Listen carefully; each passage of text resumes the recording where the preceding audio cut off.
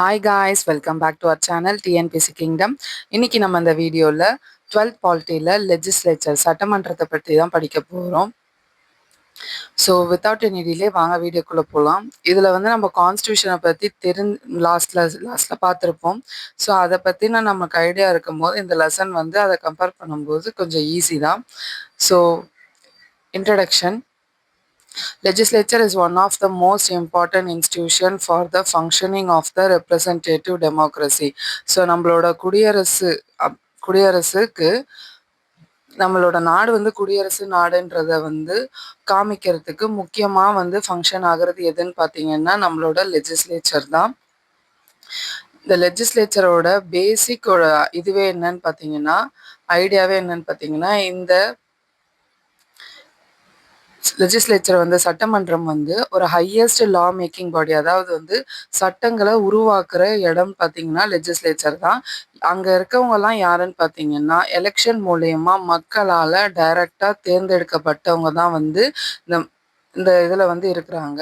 இந்த லெஜிஸ்லேச்சர் இந்தியாவில் வந்து லெஜிஸ்லேச்சரை வந்து சென்டரில் இருக்க லெஜிஸ்லேச்சரை பார்லிமெண்ட்டுன்னு சொல்லுவாங்க, நேஷனல் லெஜிஸ்லேச்சர்னு சொல்லுவாங்க. அதே மாதிரி ஸ்டேட் வைஸ் யூனியன் டெரிட்டரிஸில் இருக்க லெஜிஸ்லேச்சர்ஸை வந்து லெஜிஸ்லேட்டிவ் அசம்பிளிஸ்ன்னு சொல்லுவாங்க. This is very very important, note பண்ணிக்கோங்க. The parliament consists two houses, namely House of the People, Lok Sabha, Lower House, and Council of the States, Rajya Sabha, Upper House.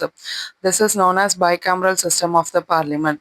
So நம்மளோட parliament வந்து ரெண்டு அவைகளாக பிரியுது. ஒன்று வந்து Lok Sabha, lower house, இன்னொன்று வந்து ராஜ்யசபா. லோக்சபாவில் பார்த்தீங்கன்னா ஹவுஸ் ஆஃப் த பீப்புள், அதாவது ஹவுஸ் ஆஃப் த பீப்புள் மக்களால் தேர்ந்தெடுக்கப்பட்டவங்களும், கவுன்சில் ஆஃப் ஸ்டேட்ஸும் இருப்பாங்க. கவுன்சில் ஆஃப் ஸ்டேட்ஸ் இருக்கிறவங்க வந்து ராஜ்யசபா, அவங்கள வந்து அப்பர் ஹவுஸ்ன்னு சொல்லுவாங்க. ஸோ இது வந்து பைகேமரல் சிஸ்டம் பார்லிமெண்ட். இந்த ஐடியா வந்து இந்த ஐடியா வந்து எங்கேருந்து எடுக்கப்பட்டதுன்னு பார்த்தீங்கன்னா இன்ஸ்பயர் ஆகி பிரிட்டிஷ் பார்லிமெண்ட் சிஸ்டம்ல இருந்து தான் வந்து எடுக்கப்பட்டது. இந்த bicameral system of India parliament வந்து எங்கேருந்து எடுக்கப்பட்டதுன்னு பார்த்தீங்கன்னா யூஎஸ்ஏ, அதாவது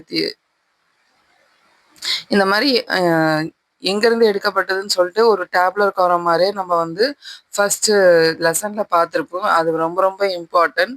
பார்க்காதவங்க ஃபர்ஸ்ட் லெசன் வீடியோ வந்து பார்த்துட்டு இந்த வீடியோவை கண்டினியூ பண்ணுங்கள். அதே மாதிரி ஸ்டேட் லெஜிஸ்லேட்டிவ் அசம்பிளி இருக்குது. ஸோ அது வந்து ஸ்டேட் வைஸ் பார்த்தீங்கன்னா யூனிகேமரல் லெஜிஸ்லேட்டிவ் கவுன்சில், ஓகேங்களா.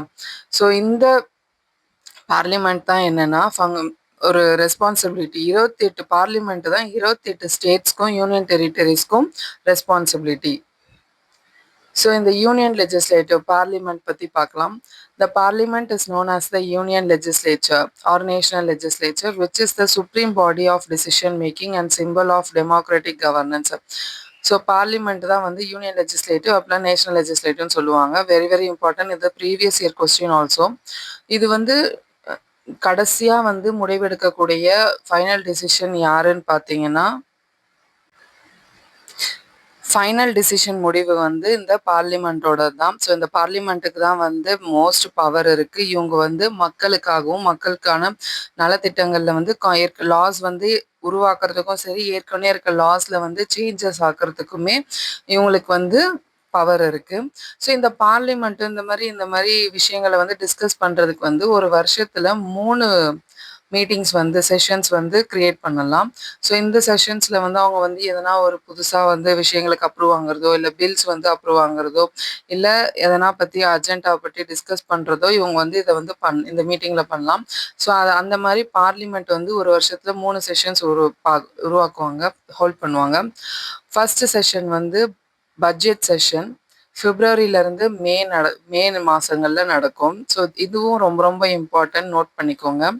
First session budget session February to May நடக்கும். செகண்ட் செஷன் மான்சூன் செஷன் ஜூலைலேருந்து ஆகஸ்ட் நடக்கும். தேர்ட் செஷன் வந்து வின்டர் செஷன் நவம்பர்லேருந்து டிசம்பர் நடக்கும்.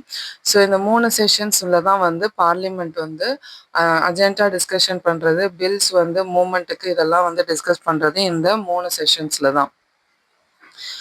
Women members in the Rajya Sabha urged the government to ensure the passage of the Women's Reservation Bill in the Lok Sabha. The bill, which proposes 33% reservation for women in Parliament and state legislatures, was passed by the Rajya Sabha in 2010 but has been stuck in the lower house for 9 years. So ராஜ்யசபாவில் இருக்க woman மெம்பர்ஸ்லாம் என்ன பண்ணாங்கன்னா government கிட்ட ஒரு woman reservation பில்லை வந்து pass பண்ணாங்க லோக்சபா கிட்ட. அந்த பில் வந்து 33% ரிசர்வேஷன் பார்லிமெண்ட்ல இருக்க உமனுக்காக, ஸ்டேட் லெஜிஸ்லேச்சர்ல இருக்க உமனுக்காக.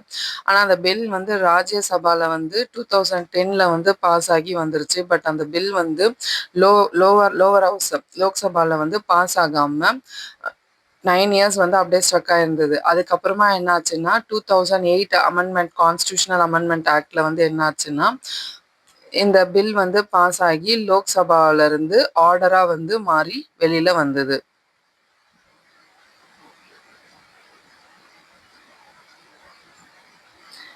ஸோ இவங்களுக்கு வந்து பார்த்தீங்கன்னா இந்த பார்லிமெண்ட்டுக்கு வந்து ரெண்டு இம்பார்ட்டன்ட் ஃபங்க்ஷன்ஸ் இருக்குது. ஒன்று வந்து லெஜிஸ்லேட்டிவ், இன்னொன்று வந்து ஃபினான்ஷியல். ஸோ லெஜிஸ்லேட்டிவ் வைஸ் பார்த்தீங்கன்னா இவங்க வந்து லா மேக்கிங் பண்ணுவாங்க. ஃபினான்ஷியல் வைஸ் பார்த்தீங்கன்னா மணி பில்ஸை வந்து கிரியேட் பண்ணுறது, இதை வந்து பாஸ் பண்ணுறது, இதெல்லாம் வந்து அவங்களோட கண் பார்வைக்கு வரும். இது வந்து பட்ஜெட்னு சொல்லுவாங்க. ஸோ பட்ஜெட் ரிலேட்டடாகவும் லா மேக்கிங் ரிலேட்டடாகவும் இவங்க வந்து அவங்களோட பவர்ஸை வந்து வச்சுருக்காங்க.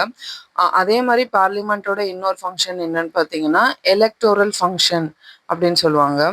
எலக்டோரல் ஃபங்க்ஷன்னா என்னன்னா பிரசிடென்ட்டையும் வைஸ் பிரசிடென்ட்டையும் எலெக்ட் பண்ணுறதுக்கான ஃபங்க்ஷன் வந்து இவங்களுக்கு இருக்கு. நெக்ஸ்ட் அதே மாதிரி பார்லிமெண்ட்டோட ஜுடிஷியல் ஃபங்க்ஷன்ஸ் என்னன்னு பார்த்தீங்கன்னா பிரசிடென்ட்டோ இல்லை வைஸ் பிரசிடென்ட் அப்படி இல்லைன்னா judges of the supreme court இல்லை ஹை கோர்ட்ஸ் ஜட்ஜஸ் இவங்களெல்லாம் வந்து எதனா தவறு செய்கிறாங்க அப்படின்ற பட்சத்தில் ஒழுங்காக கவர்னன்ஸ் பண்ணல அப்படின்னா அவங்கள ரிமூவ் பண்ணலாம் அப்படின்னு சொல்லிட்டு இம்பீச்மெண்ட் கிரியேட் பண்ணுறது வந்து இவங்களோட பவர். ஸோ இப்போ ஒரு பிரசிடென்ட்டோட டியூட்டின்னு என்னன்னு பார்த்தீங்கன்னா பார்லிமெண்ட்டுக்கு வந்து சம்மன் வந்து ப்ரொடியூஸ் பண்ணணும் ஒரு வருஷமும். ஸோ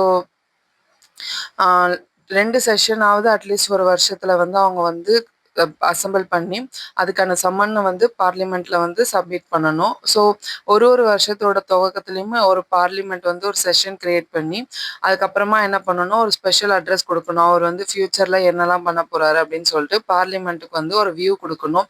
அதே மாதிரி அவர் என்னெல்லாம் பாலிசிஸ் வச்சிருக்காரு, ப்ரோக்ராம்ஸ் வச்சிருக்காரு, கவர்மெண்ட்ல என்னென்ன இனிஷியேட்டிவ்ஸ் எடுப்பாருன்னு சொல்லிட்டு இதெல்லாம் பார்லிமெண்ட்டுக்கு வந்து அவர் வந்து சப்மிட் பண்ணணும். அது மாதிரி பீப்புளுக்கு வந்து ஒரு நோட் மாதிரி கொடுக்கணும்.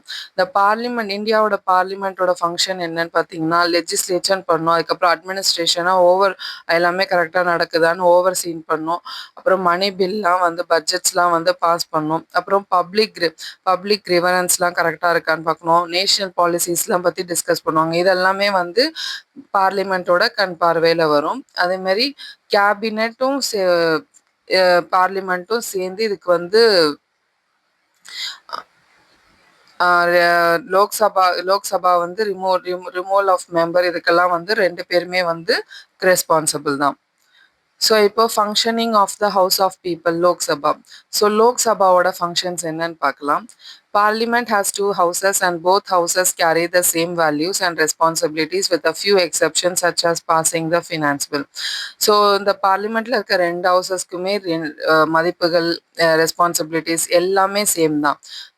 எக்ஸப்ஷன் பார்த்தீங்கன்னா ஒன்று என்னன்னா ஃபினான்ஸ் பில்ஸ் பாஸ் பண்ணுறதுல மட்டும்தான் வந்து எக்ஸப்ஷன் இருக்கும். லோவர் ஹவுஸ்க்கு வந்து பார்த்தீங்கன்னா 543 மெம்பர்ஸ் இருப்பாங்க.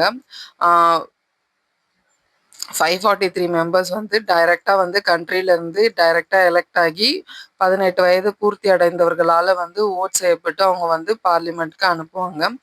லோக்சபாவில் வந்து 2 நாமினேட்டட் ஆங்கிலோ இந்தியன் கம்யூனிட்டியிலேருந்து 2 நாமினேட்டட் மெம்பர்ஸ் வந்து உள்ளே போவாங்க. Quorum of the House. 1/10 of the total number of the members of Lok Sabha, Rajya Sabha constitutes a quorum for the meeting of the house.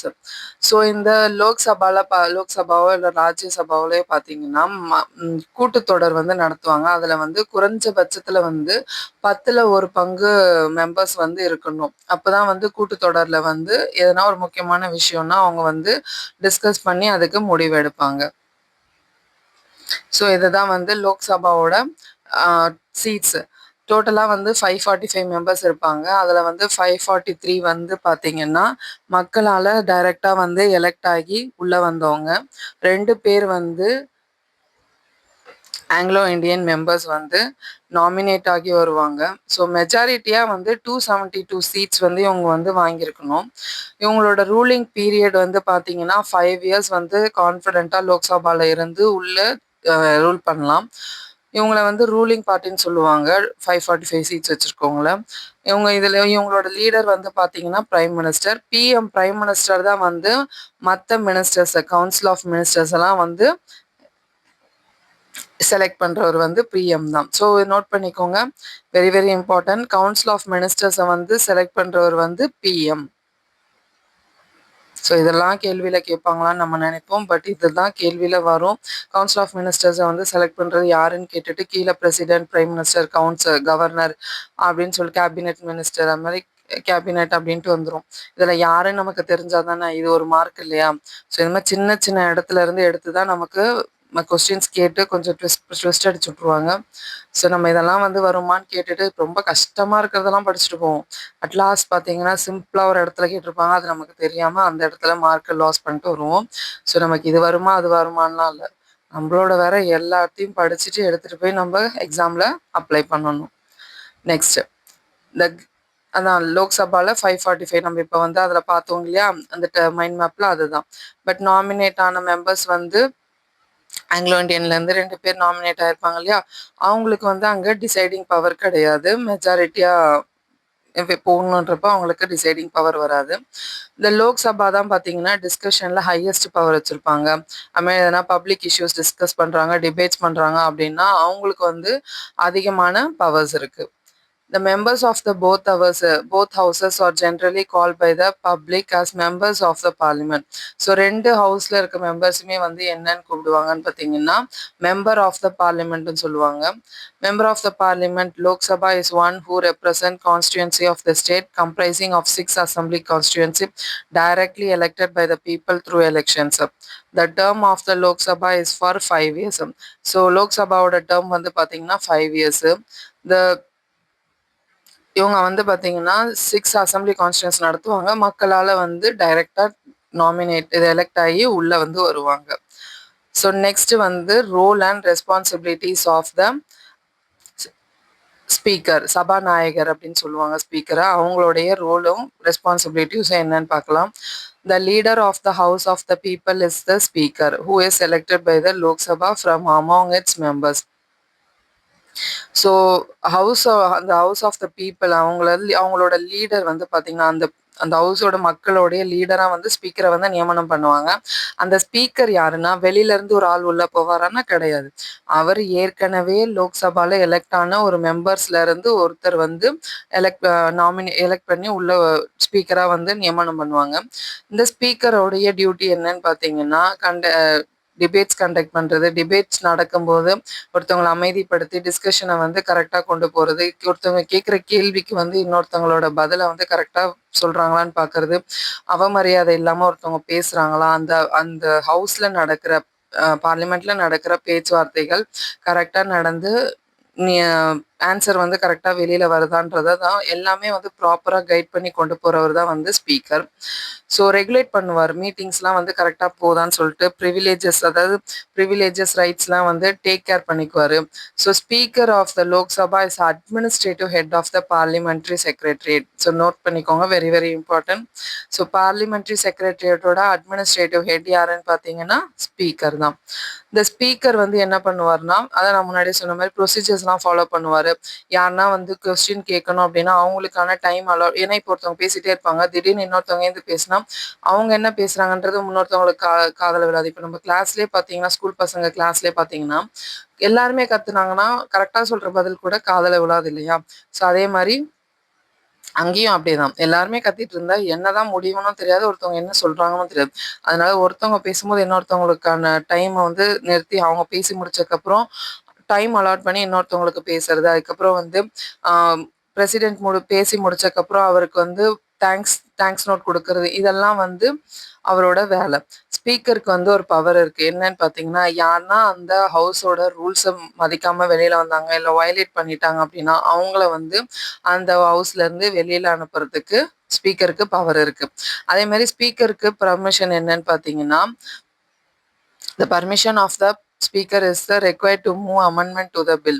So speaker வந்து இந்த பில்லில் வந்து amendment இருக்கு, changes இருக்குன்னு சொல்லிட்டு சொல்றதுக்கான எது இருக்குன்னு பர்மிஷன் வந்து யாருக்கு இருக்குன்னு பார்த்தீங்கன்னா ஸ்பீக்கருக்கு இருக்கு. It is up to the speaker to decide whether the bill has to be moved or not. இந்த பில் வந்து மூவ் ஆகலாமா இல்லையான்னு சொல்றதுக்கான இது அத்தாரிட்டி யாருக்கு இருக்குன்னா ஸ்பீக்கருக்கு இருக்கு. The speaker plays the role of guardian of the rights and privileges of the house. Its various committees such as consultative, select, advisory and offer members of that committees. Speaker தான் நம்ம இவ்வளோ சொன்னதுலேயே உங்களுக்கே ஒரு idea வந்திருக்கும், ஒரு Guardian மாதிரி. அவர் அந்த privilege, அந்த ஹவுஸோட ரைட்ஸ், ப்ரிவிலேஜஸ் எல்லாமே கரெக்டாக நடக்குது, அந்த மெம்பர்ஸோட டிக்னிட்டி இதெல்லாம் கரெக்டாக கொண்டு போகிறது தான் வந்து ஸ்பீக்கரோட வேலை. அந்த கமிட்டியோட அட்வைசராகவும் மெம்பர்ஸோட அட்வைசராகவும் கூட இருந்திருக்காரு. So another important power of the speaker is to refer any question of privileges to the committee of privileges for examining, investigating and reporting. So அந்த கமிட்டியில இருந்து இருக்கவங்களுடைய கொஸ்டின்ஸை வந்து ரெஃபர் பண்ணி அதை வெளியில கொண்டு வரது, இன்வெஸ்டிகேட் பண்ணி, எக்ஸாமைன் பண்ணி, ரிப்போர்ட் பண்றது. இப்போ ஒருத்தவங்க கேள்வி கேட்டிருப்பாங்க, அது வந்து கரெக்டா இருக்கா இல்லையான்னு செக் பண்ணி, எக்ஸாமைன் பண்ணி, ஆன்சர் ரிப்போர்ட் சப்மிட் பண்றதும் ஸ்பீக்கரோட வேலை தான். The questions raised by the member and the answer explanations or and reports R address to the speaker. So அங்கே என்ன கொஸ்டின்லாம் கேட்டிருக்காங்க, அதுக்கு என்ன ஆன்சர் வந்திருக்கு, இதெல்லாம் வந்து ரிப்போர்ட்டாக மாற்றி இந்த ரிப்போர்ட்டை வந்து நம்ம ஸ்பீக்கர்கிட்ட ப்ரொடியூஸ் பண்ணணும்.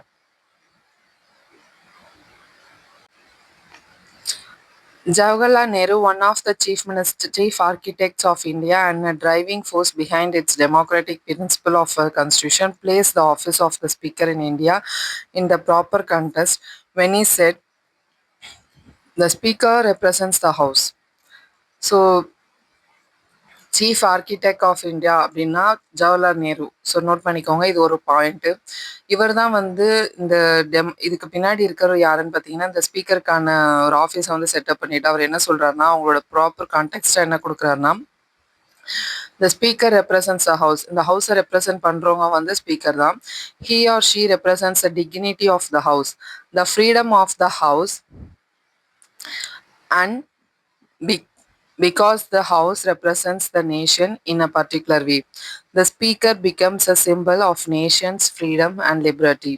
Therefore, that should be an honored position, a free position, and should be occupied always by persons of outstanding ability and impartiality.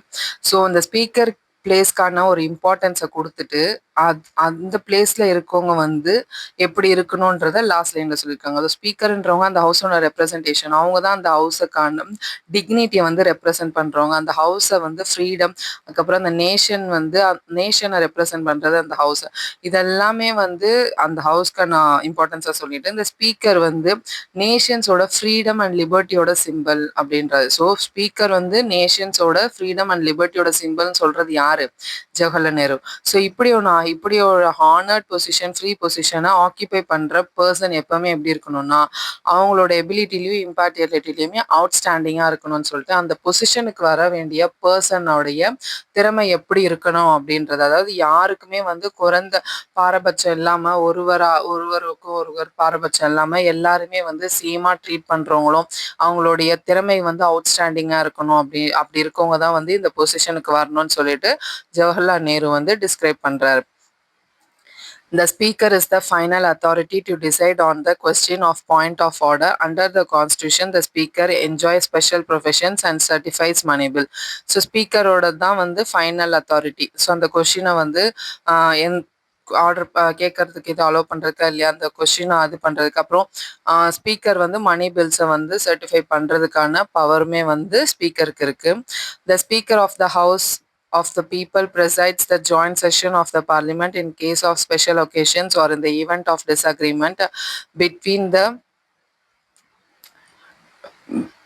the two houses on the certain legislative. So திடீர்னு president speaker of the house என்ன பண்ணலான்னா, எல்லா மக்களையும் கூப்பிட்டு joint session வந்து create பண்றதுக்கு வந்து special அக்கேஷன்ஸ்லயோ, இல்ல எதனா ஒரு டிஸ்அக்ரீமெண்ட் இருக்கு. அத நம்ம வந்து கிளியர் பண்ணணும் அப்படின்ற பட்சத்துல ஸ்பீக்கர் வந்து ஜாயிண்ட் செஷன வந்து கிரியேட் பண்ணலாம்.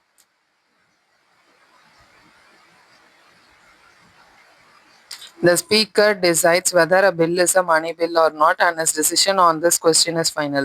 ஸோ நம்ம ஒரு பட்ஜெட் மணி பில்லை வந்து நம்ம கொடுக்குறோம்னா அதில் வந்து ஃபைனல் டிசிஷன் இது மணி பில்லா இல்லையா அப்படின்னு சொல்லிட்டு டிசைட் பண்ணுறதோடைய ஃபைனல் அத்தாரிட்டி யார்கிட்ட இருக்குது, ஸ்பீக்கர்கிட்ட இருக்குது. வெரி வெரி இம்பார்ட்டன்ட், நோட் பண்ணிக்கோங்க. ஸோ நம்ம ஒரு பட்ஜெட் அனுப்புகிறோன்னா அதோட final decision whether it is a money bill or நாட்னு யார் கையில் இருக்குன்னா ஸ்பீக்கரோட கையில் இருக்குது. It is the speaker who decides on granting recognition to the leader of opposition in the House of the People.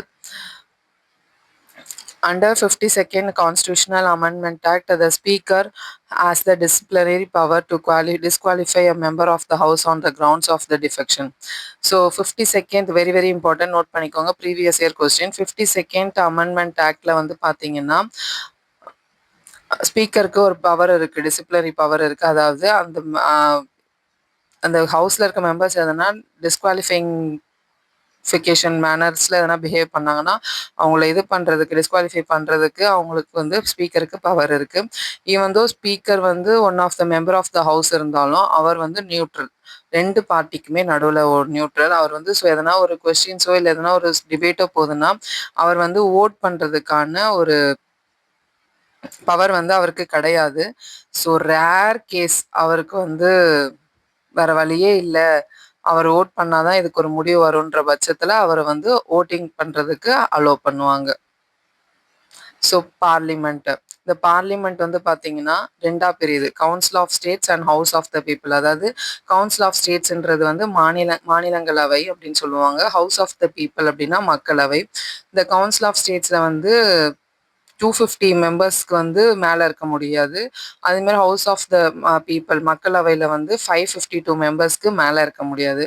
So இந்த 250 மெம்பர்ஸில் வந்து கவுன்சில் ஆஃப் ஸ்டேட்ஸில் வந்து 12 வந்து நாமினேட்டட், அப்புறம் வந்து not more than 238 representatives of the state and union territories. So மீதி இருக்கவங்கலாம் வந்து பார்த்தீங்கன்னா ஸ்டேட்ஸ் அண்ட் யூனியன் டெரிட்டரிஸ்லேருந்து ரெப்ரசன்டேட்டிவ்ஸாக வருவாங்க.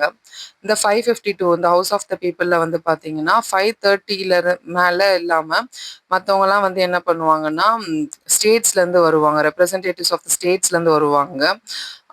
2 பேர் வந்து ஆங்கிலோ இந்தியன்ஸ்லேருந்து நாமினேட் ஆகி உள்ளே போவாங்க.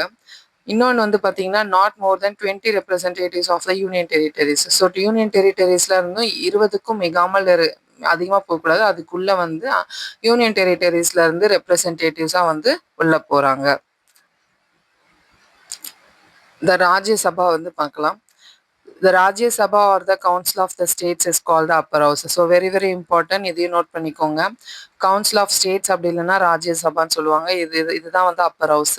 இதில் வந்து பார்த்தீங்கன்னா டோட்டலாக 250 மெம்பர்ஸ் இருப்பாங்க, including 238 from all the states and union territories and 12 members வந்து நாமினேட்டட் பை த பிரசிடென்ட்டால் வந்து nominate செய்யப்படுவாங்க.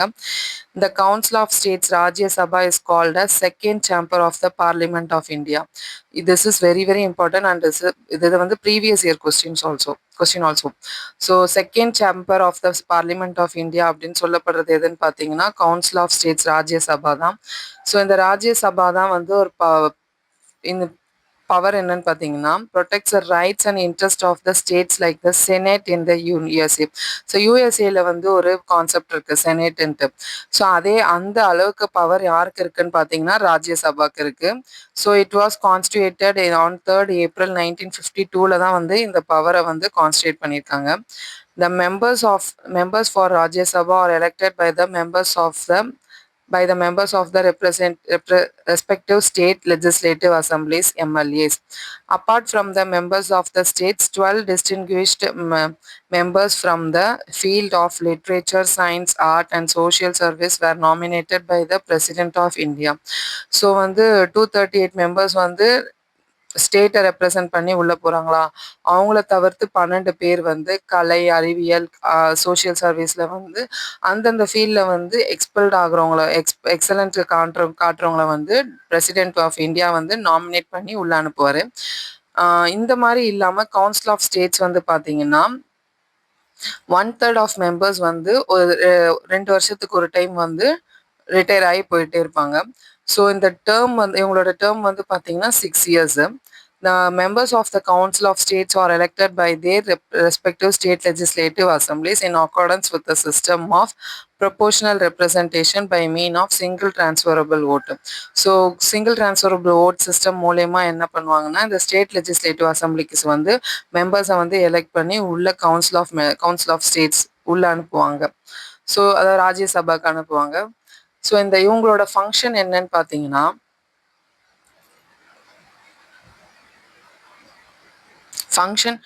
functioning of a Rajya Sabha. The Vice President of India is the ex officio chairman of the Rajya Sabha. So இந்த ராஜ்ய சபாவோடைய இது chairman யாருன்னு பார்த்தீங்கன்னா, vice president of India தான் வந்து இந்த ராஜ்யசபாவுடைய சேர்மனாக இருக்காரு. The chairman presides over the proceedings and regulates the Rajya Sabha. So இந்த ராஜ்ய சபாவோட ப்ரொசீடிங்ஸ்லாம் கரெக்டாக நடக்குதான்றத வந்து பார்க்கறது தான் வந்து சேர்மனோடைய வேலை. And except the money bill and financial bill, all other bills will be placed before the Rajya Sabha for discussion, questions, motions and resolutions under the rules of the procedure and conduct of business. So money பில்லில் இவங்களால தலையிட முடியாது. மணி பில்லை தவிர்த்து மற்ற எல்லா டிஸ்கஷன்ஸ்லையும், கொஸ்டின்ஸ்லையும், motions, ரெசொல்யூஷன்ஸ் அந்த மாதிரி எல்லாத்துலேயுமே வந்து இவங்க வந்து உள்ள தலையிடலாம், இவங்க வந்து முடிவெடுக்கலாம். ஸோ இந்த ராஜ்யசபாவோட ஃபங்க்ஷன்ஸ் வந்து பார்த்தீங்கன்னா, லெஜிஸ்லேட்டிவ், ஃபினான்ஷியல், டெலிபரேட்டிவ் அண்ட் ஃபெட்ரல் இவங்களோட ஃபங்க்ஷன்ஸ் இதுதான். லெஜிஸ்லேஷனில் வந்து பார்த்தீங்கன்னா, ராஜ்யசபா எப்படி நடக்குது அப்படின்றத வந்து கண்காணிக்கிறதுக்கு இவங்க பார்ப்பாங்க. ராஜ்யசபா வந்து ஆல்மோஸ்ட் லோக்சபாக்கான எல்லா பவரையும் ஈக்குவலாக வந்து என்ஜாய் பண்ணுவாங்க. நான் முன்னாடி சொன்ன மாதிரி தான், அந்த மணி பில்லை தவிர்த்து மற்ற எல்லாத்துலேயும் இவங்களுக்கான பவர் இருக்கு. யூஎஸ்ஏல வந்து பார்த்தீங்கன்னா, representatives in the state council is call senate, where every state has equal representation irrespective of size and population of the states. So, but in India, the representation in the Rajya Sabha is based on its size of the population. So யூஎஸ்ஏல நான் முன்னாடியே சொன்ன மாதிரி சேனேட்ன்ற ஒரு concept இருக்கு. அதாவது ஒரு ஸ்டேட்ல இருந்துமே ஒரு ரெப்ரசன்டேஷனை வந்து அனுப்புவாங்க. Irrespective of the size and பாப்புலேஷன்னா, இப்போ வந்து நம்மளோட இந்தியாவில் வந்து பார்த்தீங்கன்னா 10 லட்சம் பேருக்கு ஒரு மெம்பர் அப்படின்ற மாதிரி தான் இருக்கும். அப்போ வந்து 2 ஸ்டேட்ல இருந்து ஒருத்தர் உள்ள போவாங்க. ஏன்னா இப்போ இங்கே ஒரு 5 லட்சம், இங்கே ஒரு 5 லட்சம்னா 2த்துலேருந்து ஒருத்தர் எடுத்து உள்ள அனுப்புவாங்க. ஆனால் யூஎஸ்ஏல அப்படி கிடையாது. அங்கே வந்து கம்மியான மெம்பர்ஸ் மக்கள் இருந்தாலுமே அதுலேருந்து ஒரு மெம்பரை செலக்ட் பண்ணி அவங்க வந்து உள்ள அனுப்புவாங்க. ஸோ இதுதான் வந்து சேனட்கான ஒரு ப்ளஸ் பாயிண்டாக இருக்குது. ஒரு ஸ்டேட்ல இருந்து உள்ளே போய் அவங்களோட ஸ்டேட்டுக்கான ரெப்ரசன்டேட்டிவாக வந்து உள்ளே இருக்காங்க. ஃபார் எக்ஸாம்பிள் இங்கே பாருங்க, Uttar Pradesh with the highest population elects 31 members to Rajya Sabha. On the other hand, Sikkim, the least populated state, elects only 1 member to the Rajya Sabha. So Uttar பிரதேஷ்ல ஹையஸ்ட் பாப்புலேஷன் இருக்கு. ஆனால் அந்த highest பாப்புலேஷனை தான் 10 லட்சம் பேர் ஒரு 10 லட்சம் பேருக்கு ஒருத்தர்ன்ற இதில் வந்து பாலிசியில் அங்கே அதிகமான பாப்புலேஷன் இருக்கிறதுனால 31 மெம்பர்ஸ் போகிறாங்க ராஜ்யசபாக்கு. ஆனால் சிக்கிமில் லீஸ்ட் பாப்புலேஷன் ஸ்டேட்டாக இருக்கிறதுனால அங்கேருந்து ஒருத்தர் தான் வந்து எலெக்ட் ஆகி ராஜ்யசபாக்கு போகிறாரு. ஸோ இப்போ இந்த 31 பேருமே வந்து உத்தர் பிரதேசத்துலேருந்து போகிறதுனால அவங்க அந்த ஸ்டேட்கான கன்சர்ன் அதிகமாக இருக்கும். ஸோ இது வந்து கொஞ்சம் டிஃபர் ஆகுது. பட் இந்த கான்செப்ட் செனட்ல கிடையாது. ஒரு ஸ்டேட்லேருந்து ஒருத்தர் அப்படின்ற மாதிரி உள்ள போவாங்க. தமிழ்நாட்டில் வந்து 18 மெம்பர்ஸ் வந்து எலெக்ட் ஆகி ராஜ்யசபாக்கு போயிருக்காங்க. So the number of members to be elected from each state has been fixed by the 4th schedule of the Constitution.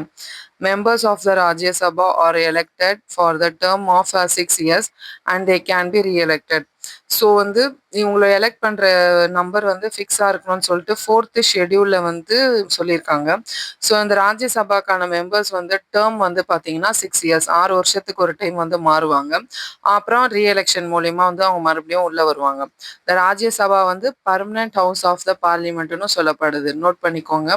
And they never gets fully dissolve, ஃபுல்லாக வந்து அதை டிசால்வ் பண்ணிட்டு மறுபடியும் ஒரு எலெக்ஷன் மாதிரிலாம் வைக்க முடியாது. Who can be a member of த ராஜ்யசபா? ராஜ்யசபாவுடைய மெம்பராக எப்படி யாரெல்லாம் ஆகலாம் அப்படின்னு பார்த்தீங்கன்னா, must be a citizen of India. இந்தியாவுடைய குடிமகனா இருக்கணும். இதுதான் வந்து ஃபர்ஸ்ட் ஃபோர்மோஸ்ட் ரூல். அதே மாரி 30 வயசுக்கு கீழ இருக்கக்கூடாது. 30 வயசு வந்து பூர்த்தி அடைஞ்சிருக்கணும். Under the representation of the people act 1951, a person had to be an elector in a parliamentary constitution in the state from where he seeks election to Rajya Sabha. So 1951 act representation of the people act படி என்ன சொல்றாங்கன்னா, ஒரு நபர் வந்து அந்த மாநிலத்துல இருந்து ஒரு வாக்காளரா இருக்கணும். அதாவது இங்கேருந்து இந்த மாநிலத்திலேருந்து ஒருத்தர் போறாங்கன்னா, இந்த மாநில நாடாளுமன்ற தொகுதி அதாவது லெஜிஸ்லேட்டிவ் இதுல வந்து பார்த்தீங்கன்னா, அவங்க வந்து ஒரு வோட்டரா இருக்கணும், வாக்காளரா இருக்கணும் அப்படின்னு சொல்றாங்க. It may however we mention that the representation of the people amendment act 2003. So முன்னாடி போட்ட ரெப்ரசன்டேஷன் ஆஃப் த பீப்புளில் ஒரு அமெண்ட்மெண்ட் வருது 2003ல. என்ன சொல்றாங்கன்னா, which amends section 3 of the representation of the people's act 1951 has done away with the requirement of being a resident of the state or union territory from which a person seeks to contest elections to Rajya Sabha. So அதுதான் union ரெசிடெண்ட்டாக இருக்கணும், அந்த மாநிலத்தில் வந்து வசிப்பராகவும் இருக்கணும். அதுக்கப்புறம் எந்த நிபந்தனையிலையும் விலக்கி வைக்க முடியாத அளவுக்கு அவங்க வந்து அதாவது அவங்க மேலே எந்த கேஸும் இருக்கக்கூடாது, அந்த மாநிலத்தில் வசிக்கிறவராகவும் இருக்கணும். அதுக்கப்புறம் அங்கே ஓட்டு வாங்கக்கூடிய எலக்டோரபிளா இருக்கணும் அப்படின்னு சொல்றாங்க. He or she has to be an elector in the parliamentary constitution anywhere in India. So இந்தியாவில் எந்த பகுதியில இருந்தும் வந்து அவங்க வந்து ஓட்டரபிளா இருக்கணும் அப்படின்னு சொல்றாங்க.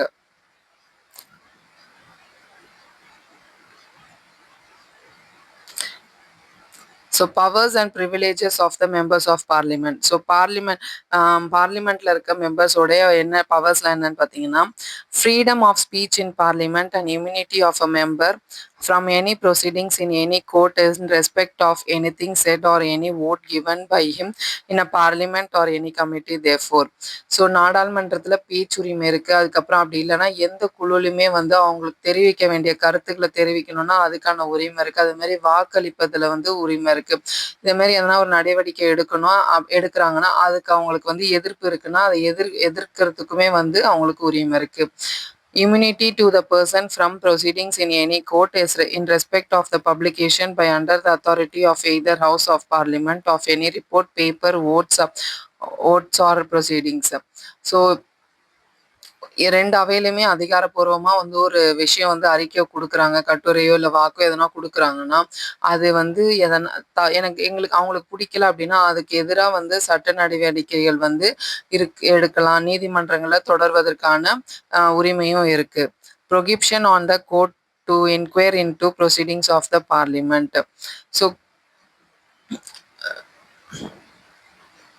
ஸோ இந்த நாடாளுமன்றத்தில் பார்லிமெண்ட்ல நடக்கிற விஷயங்கள்ல வந்து பார்த்தீங்கன்னா என்கொயர் பண்றதுக்கு வந்து கோர்ட்க்கு வந்து அலோ கிடையாது, பர்மிஷன் கிடையாது.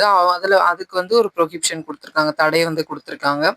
Next, immunity to a person from presiding in any court in respect of the publication in news papers of the substantially true report of any proceedings of either house of the parliament unless the publication is prove to have been made with மாலியஸ்.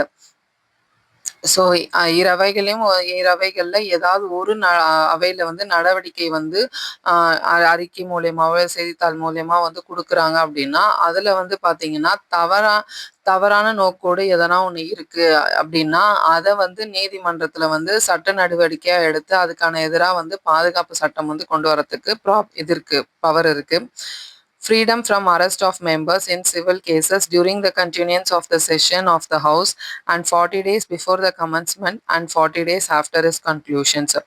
So ஒரு civil கேஸ்ல வந்து member யாருன்னா வந்து arrest ஆகுற மாதிரி இருக்குன்னா அதுல இருந்து என்ன பண்ணுவாங்கன்னா ஃப்ரீ பண்ணுவாங்க.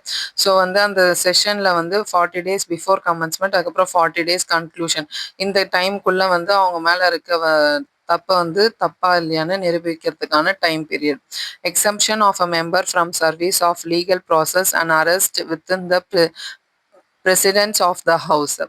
ஸோ நாடாளுமன்றத்துல வந்து பார்த்தீங்கன்னா, அந்த கேம்பஸ் உள்ள வந்து அவங்க ஒரு மெம்பர் மேல சட்ட நடவடிக்கை அறிக்கை வந்து இருக்கு அப்டின்னா, அவங்கள வந்து அரெஸ்ட் பண்ணணும் அப்டின்னா, அதுல உள்ள வந்து அவங்கள வந்து அரெஸ்ட் பண்ண முடியாது. அதுலருந்து அவங்களுக்கு வந்து எக்செப்ஷன்.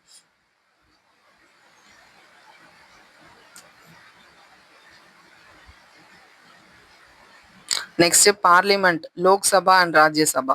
ஸோ இவங்களோட பவர்ஸ் பத்தி பார்க்கலாம். Power of the Lok Sabha. The Lok Sabha is the most powerful political institution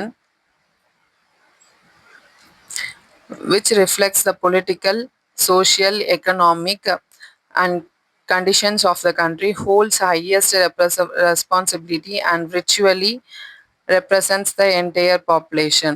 so Lok Sabha தான் வந்து நான் முன்னாடியே சொல்லியிருக்கேன் லெசன் ஸ்டார்ட்லேயே மோஸ்ட் பவர்ஃபுல். இவங்க தான் வந்து ஒரு நாட்டோடைய பொலிட்டிக்கல், சோஷியல், எக்கனாமிக், பொருளாதாரம், சமத்துவம், அரசியல்ல ஒரு நாடு எப்படி இருக்குன்ற கண்டிஷனை வந்து ரிஃப்ளெக்ட் பண்றது, ஒரு கண்ணாடி மாதிரி பளிச்சுன்னு காட்டுறது யாருன்னு பார்த்தீங்கன்னா லோக்சபா தான். இவங்களுக்கு வந்து ரொம்ப ஹையஸ்ட் ரெஸ்பான்சிபிலிட்டி இருக்கு. என்டையர் பாப்புலேஷனுக்குமே வந்து இவங்க தான் வந்து ஒரு ரெப்ரசன்டேட்டிவ். The Lok Sabha வந்து பார்த்தீங்கன்னா, Lok Sabha is constituted with the members elected directly by the people. These members represented the varied interest of the people. Thus, it becomes the apex democratic institution. It is here that the nation's policies, programs, and law emerge.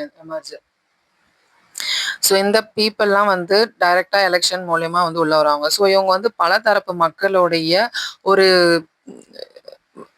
ஐடென்டிட்டியா உள்ள வராங்க. So அவங்க வந்து அந்த நாட்டு மக்களுக்கான பாலிசிஸ்லயும், ப்ரோக்ராம்ஸ்லயும் வந்து ஒரு ரிஃப்ளெக்டிவா இருப்பாங்க அப்படின்னு சொல்றாங்க.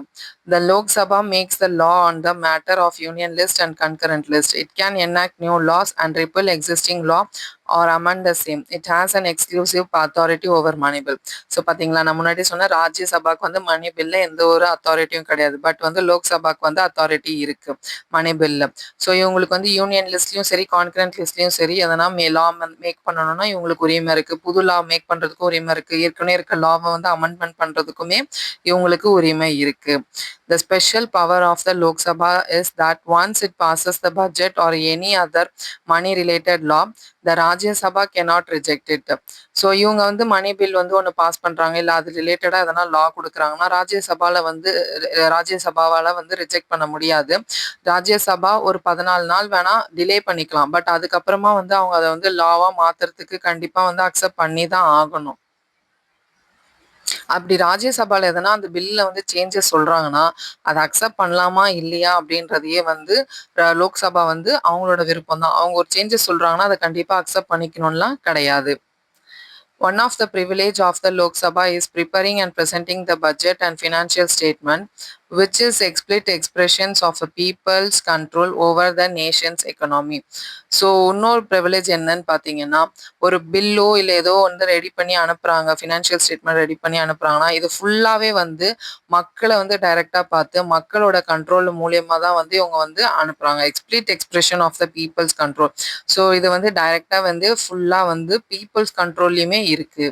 The Lok Sabha controls the executive by asking questions, supplementary questions, passing resolutions, motions, and no confidence motion. So Lok Sabha executives, அதாவது செயல்படுறவங்களை எப்படி வந்து கண்ட்ரோல் பண்ணுவாங்கன்னு பார்த்தீங்கன்னா, கொஸ்டின்ஸ் பண்ணுவாங்க, அவங்க ரெசல்யூஷன்ஸ் பண்ணுவாங்க, அதுக்கப்புறம் மோஷன்ஸ் பாஸ் பண்ணுவாங்க. இந்த மூலயமா வந்து அவங்கள வந்து கண்ட்ரோல் பண்ணுவாங்க. The Lok Sabha has the power to amend the constitution and approve the proclamation of emergency. So எதனா ஒரு அவசர கால சட்டம் போறதுக்கும் இவங்களுக்கு உரிமை இருக்கு. அது மாதிரி ஏற்கனவே கான்ஸ்டியூஷன்ல இருக்க ரூல்ஸை வந்து அமெண்ட்மெண்ட் பண்றதுக்கும் இவங்களுக்கு உரிமை இருக்கு. The Lok Sabha involves in electing the president and vice president of India. So president and vice பிரசிடென்ட்டை எலெக்ட் பண்றதுலையுமே வந்து லோக்சபாக்கு வந்து உரிமை இருக்கு. The Lok Sabha has power to establish new committees and commissions and tabling their reports for debate and discussion for further consideration for implementation. So ஒரு புது கமிட்டியை வந்து உருவாக்கி, அதை அவங்க கமிஷன்ஸையும் உருவாக்கி அவங்க கிட்ட ஒரு ரிப்போர்ட் வந்து சப்மிட் பண்றதுக்கு, ஒரு டிபேட்டோ இல்லை டிஸ்கஷனை பற்றியோ வந்து டிஸ்கஸ் பண்றதுக்கு வந்து அவங்களுக்கு வந்து இம்ப்ளிமெண்ட் பண்றதுக்கான பவர் இருக்கு. The Lok Sabha controls the Council of Ministers and a Prime Minister who enjoys the majority support of its. So இவங்க வந்து கவுன்சில் ஆஃப் மினிஸ்டர்ஸையோ இல்லை பிரைம் மினிஸ்டரையோ வந்து கண்ட்ரோல் பண்ணலாம். ஸோ அவங்களுக்கு வந்து மெஜாரிட்டி சப்போர்ட் இருக்கு. If the prime minister loses the confidence of the Lok Sabha, the entire government has to quit and face the election. ஆனால் prime மினிஸ்டருக்கு வந்து பார்த்தீங்கன்னா லோக்சபா மேலே எனக்கு நம்பிக்கை இல்லை, இவங்க சரியா கவர்மெண்ட் வந்து நடக்கலை அப்படின்ட்டு அவங்களுக்கு இருந்ததுன்னா அந்த கவர்மெண்ட்டை வந்து டிசால்வ் பண்ணிட்டு புது கவர்மெண்ட்டை எலெக்ஷன் மூலயமா வந்து நியமனம் பண்ணுறதுக்கு வந்து பிரைம் மினிஸ்டருக்கு பவர் இருக்கு. Powers of Rajya Sabha. Position of Rajya Sabha. The constitutional position of the Rajya Sabha as compared with the Lok Sabha can be studied from 3 angles.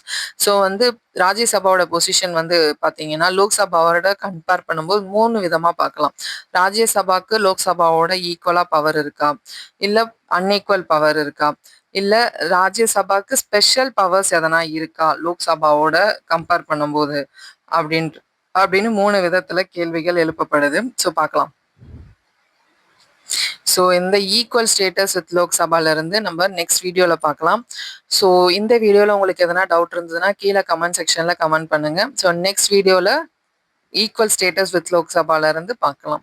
Thank you.